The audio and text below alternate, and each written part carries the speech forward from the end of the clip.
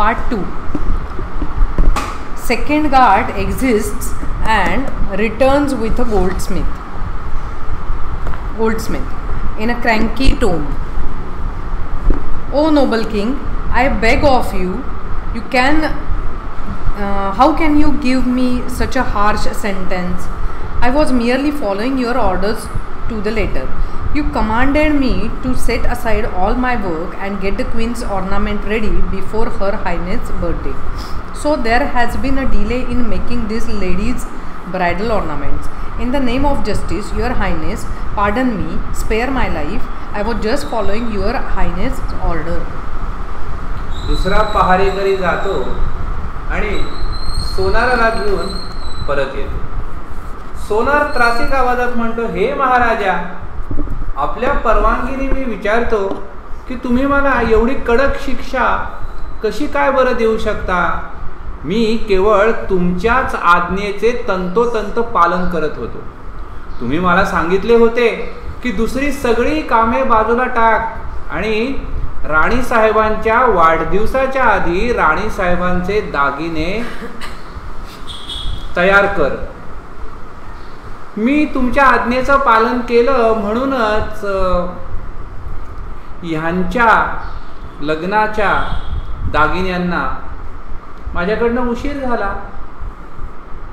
तर महाराज, मला माफ करा, मला न्याय द्या, मला जीवदान द्या. मी केवळ आणि केवळ तुमचीच आज्ञा पाळत होतो. King, not another word. Your excuse does not hold good. To the guards, take the goldsmith away to the gallows and hang him at once. एक शब्दही बोलू नकोस, राजा म्हणाला. तू सांगतोस ती सबब काही योग्य नाही. आणि आपल्या पहारेकऱ्यांना तो आज्ञा देतो की या सोनाराला ताबडतोब इकडनं घेऊन जा, त्याला सुळावरती आणि ताबडतोब त्याला फाशी द्या. Goldsmith, have mercy, O generous king. I fall at thy feet. Please forgive me just once. This time let me live. I have. सोनार म्हणतो, अहो उदार महाराज, दया करा. मी आपल्या पाया पडतो. मला एकदाच फक्त माफ करा. ह्याच वेळी फक्त माफ करा. मला जगू द्या. मला असं करत. King loudly, none of this anymore. Take him away at once. Let him hang to death. Two guards drag the wailing goldsmith away. Courtiers and other whisper to one another out of shock. Soon the guards return with the goldsmith and the hangman. तर राजा मोठ्याने म्हणतो, आता हे काही चालणार नाही. याला लगोलग घेऊन जा आणि याला मरेपर्यंत फाशी द्या. दोन पहारेकरी त्या आरडाओरडा करणाऱ्या सोनाराला ओढत फरफटत घेऊन जातात. दरबारी आणि इतर या गोष्टीचा धसका घेऊन एकमेकांमध्ये कुजबुजू लागतात. जेवढ्यात सोनार आणि फाशी देणारा यांना घेऊन ते पहारेकरी परत येतात. King, annoyed, what? Why have you not carried out my orders? Hang the goldsmith at this moment, or else you will suffer the same punishment. राजा त्रासून म्हणतोय, काय चाललंय? तुम्ही माझ्या आज्ञेचं पालन का करीत नाही आहात? या क्षणी या सोनाराला फाशी द्या, नाहीतर तुम्हाला देखील हीच शिक्षा दिली जाईल. Hangman, holding a noose in his hand, 1,000 apologies, O great king, but this noose does not fit the goldsmith's neck. It is too loose. तो फाशी देणारा असतो.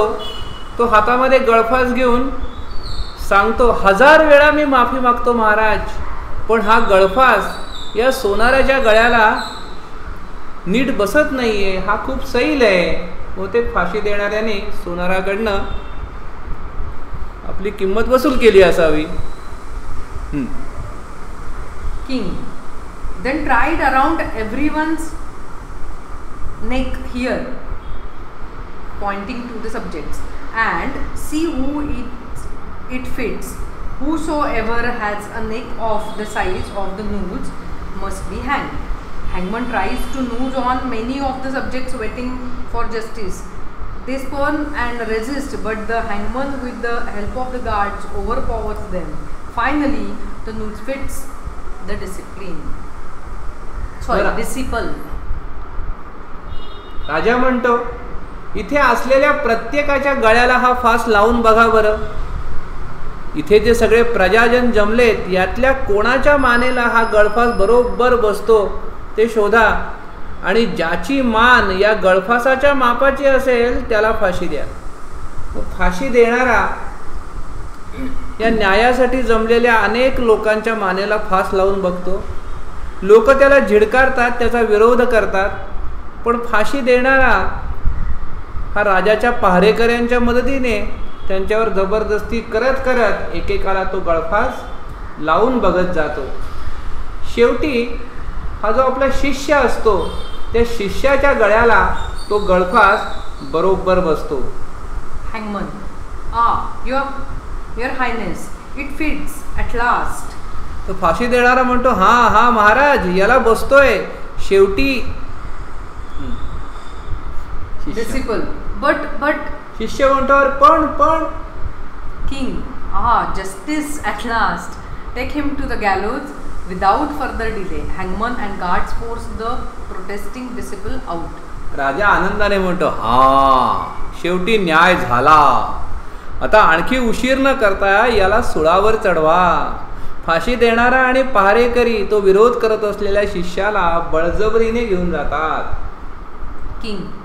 Justice delayed is justice denied. Andhera Nagari prides itself on prompt action. Our actions speak louder than words. Voices and shouts heard from outside. All enter in a rush with another elderly man. तर राजा म्हणतो न्याय द्यायला उशीर म्हणजे न्याय नाकारणं, झटपट कृती करण्याचा अंधेर नगरीचा ही जी कृती आहे त्याचा आम्हाला अभिमान वाटतो. शब्दांपेक्षा आमची कृतीच मोठी बोलकी आहे. बाहेरून आवाज आणि आरडाओरडा ऐकू येतो आणि दुसऱ्या एका वयस्कर माणसाला घेऊन सर्वजण घाईनं परत आत येतात. King, what? Why have you all returned with this stranger alive? And who is this man? हे काय, तुम्ही या अनोळखी माणसाला फाशी न देता जिवंत का परत घेऊन आलाय? तुम्ही सगळे का परत आलात? आणि हा इसम कोण आहे? First guard, I beg your pardon, your highness, but we are confused indeed. This old man rushes towards us as we were about to hang the young stranger and begged and pleaded that he should be hanged instead. तर पहिला पहारेकरी म्हणतो क्षमा असावी महाराज, पण आता आम्ही खरोखर गोंधळून गेलो आहोत. आम्ही या अनोळखी तरुणाला सुळावर चढवू लागणार, त्याला फाशी देणार. इतक्यात हा म्हातारा मनुष्य आमच्याकडे आला आणि आम्हाला विनवू लागला की त्या तरुणाऐवजी यालाच आम्ही फाशी द्यावं, यालाच फाशी द्यावं, म्हणून हा आमच्यासमोर गयावया करू लागला. Second guard, at first we thought the old man had lost his mental balance. What sane man would wish to suffer such a drastic death winning? तर दुसरा पहारेकरी म्हणतो आम्हाला प्रथम वाटलं की या म्हाताऱ्याचं मानसिक संतुलन ढळलेलं दिसतंय, नाहीतर कोण शहाणा माणूस अशा तऱ्हेचं भयंकर मरण सोसायची स्वखुशीने इच्छा करील. First guard, but this young man says that he is a wise and learned sage from the forest yonder and he himself was the man's disciple. पहिला पहारेकरी म्हणतो पण हा तरुणी सांगतोय की हे पलीकडल्या अरण्यातील मोठे सुज्ञ आणि विद्वान साधू आहेत आणि तो स्वतः या साधूचा शिष्य आहे. Sage, O noble king, you are most generous. Be kind and allow me to be hanged in place of my disciple. I beg of you. साधू म्हणतो आदरणीय राजा, तू अतिशय दयाळू आहेस, तेव्हा कृपा कर आणि माझ्या शिष्याच्या ऐवजी मला फासावर जायची तू मला परवानगी दे. मी तुझ्याकडे भीक मागतो. King, what a strange appeal. And why does such a wise and holy man wish to obstruct the course of justice? May I ask? तर राजा म्हणतो ही कसली विचित्र विनंती. आणि मी विचारतो या शहाण्या साधू पुरुषाला न्यायदानाच्या कामात असा अडथळा आणायची इच्छा का बरं आहे? Sage, showing reluctance to let out his secret. Your Majesty, the truth is no, I cannot say it. साधू आपल्याला माहीत असलेलं गुपित सांगण्याची आपल्याला इच्छा नाही अशा स्वरात म्हणतो की महाराज खरं काय आहे माहिती आहे का? नाही मी तुम्हाला सांगू शकत नाही. King, I demand on explanation or I shall not have you hanged in place of your disciple. राजा म्हणतो नाही मला खुलासा झालाच पाहिजे, नाहीतर या शिष्याऐवजी मी तुला फाशी देणार नाही. Sage, you see, it has been predicted by the great prophet. No, I shouldn't say this. साधू म्हणतो म्हणजे आपण पहा की मला एका मोठ्या भविष्यकाराने काही सांगितलंय, पण नको मी हे सांगू नये.